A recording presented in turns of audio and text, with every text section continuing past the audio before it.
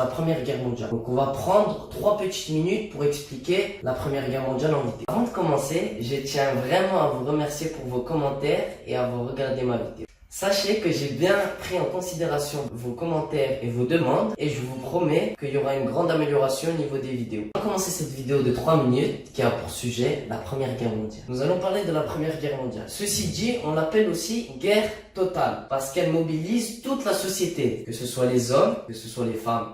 Il faut savoir que la Première Guerre mondiale a duré 4 ans, de 1914 à 1918. Il faut savoir aussi que les hommes, quand ils partent à la guerre, il faut bien que quelqu'un les remplace au niveau travail. C'est pour cela qu'on dit elle mobilise toute la société. C'est une guerre totale, c'est parce que les femmes travaillent à la place des hommes. Comme je vous ai dit, la Première Guerre mondiale est composée de 2 affrontements, enfin 2 camps on va dire. Donc on a la Triple Entente et la Triple Alliance. Donc la Triple Entente est composée de la Russie, la Grande-Bretagne et la France. Pour le deuxième camp, la Triple Alliance, on a l'Allemagne, l'Italie, l'Autriche-Hongrie et bien sûr l'Empire ottoman. Je vais vous donner une toute petite astuce pour savoir qui est dans quel camp. Quand on parle de la Triple Alliance, on a A2L. Donc il faut savoir que Allemagne, il y a A2L. Qui dit Allemagne, dit Autriche-Hongrie, il dit Italie, dit Empire ottoman. Pour ceux qui ne le savaient pas, les femmes qui travaillaient dans les usines à l'époque, durant la Première Guerre mondiale, on les appelait les munitionnettes parce qu'elles fabriquaient des munitions.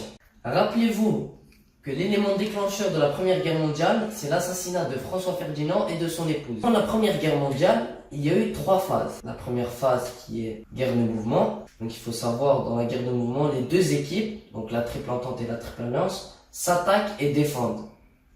Sachant que c'était un échec total pour cette guerre, pour la première phase.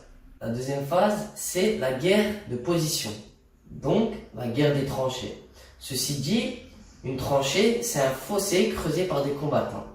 Pour la troisième phase, c'est la reprise de la guerre de mouvement. Les soldats, ils habitaient dans les fossés, ils mangeaient dans les fossés, ils combattaient dans les fossés tout en restant dans la même position. C'est pour ça qu'on appelle la guerre de position. Le symbole de cette guerre de position, c'est la bataille de Verdun. On a 2 événements qui ont changé le destin du monde. Le premier, c'est les États-Unis qui sont venus en aide aux Français. Il faut savoir qu'il y a eu 4 millions de soldats américains qui sont venus en aide aux Français. Et la Russie qui a connu 2 révolutions communistes.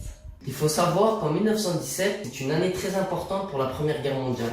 Car Georges Clemenceau est monté au pouvoir. Donc, il était surnommé le Tigre. Pourquoi? Il était déterminé, il était fort et il était surtout dangereux. Il faut savoir aussi, en 1917, la Russie a connu 2 révolutions communistes. Pour ceux qui ne le savaient pas, on surnommait les Français, à l'époque, les poilus. Pourquoi? Pour leur manque de propreté et d'hygiène.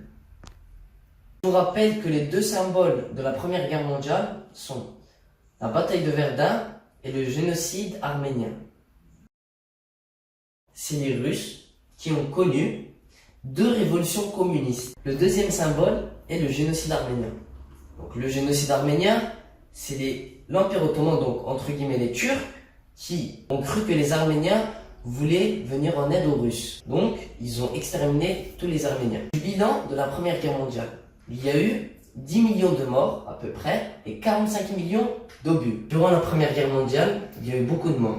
Mais il y a eu aussi des survivants. Ceci dit, on les surnommait les gueules cassées, car ils étaient défigurés. Le traité de Versailles, c'est pour dire qu'en fait, l'Allemagne est perdante dans l'histoire. Elle doit payer des taxes aux Français, tout ce qui est impôts. Elle perd aussi des territoires, donc des colonies. C'est pour cela que l'Allemagne considère que ce traité est un diktat. Suite à ce traité, les Allemands vont garder en eux un sentiment de vengeance. Rappelez-vous que l'élément déclencheur de la Première Guerre mondiale, c'est l'assassinat de François Ferdinand et de son épouse. Je vous rappelle que les 2 symboles de la Première Guerre mondiale sont la bataille de Verdun et le génocide arménien. Aussi, les 2 événements qui ont bouleversé le destin du monde, c'est les États-Unis qui sont entrés en alliance avec la France et la Russie qui a connu 2 révolutions communistes. Nous arrivons donc à la fin de cette vidéo en espérant qu'elle vous a plu. Je vous rassure, il y a beaucoup de points à améliorer encore dans mes vidéos pour tout ce qui est montage, discours ou même posture. Je compte sur vous pour mettre un maximum de commentaires et de critiques. Je suis ouvert à tout. De mon côté, je suis en train de travailler les 3 points que je vous ai cités. Donc, dites-moi si jamais il y a une amélioration. Donc là, nous arrivons à la fin de cette vidéo, en espérant qu'elle vous a plu encore une fois. Sur ce, je vous souhaite une très très belle après-midi et moi je vous dis peace.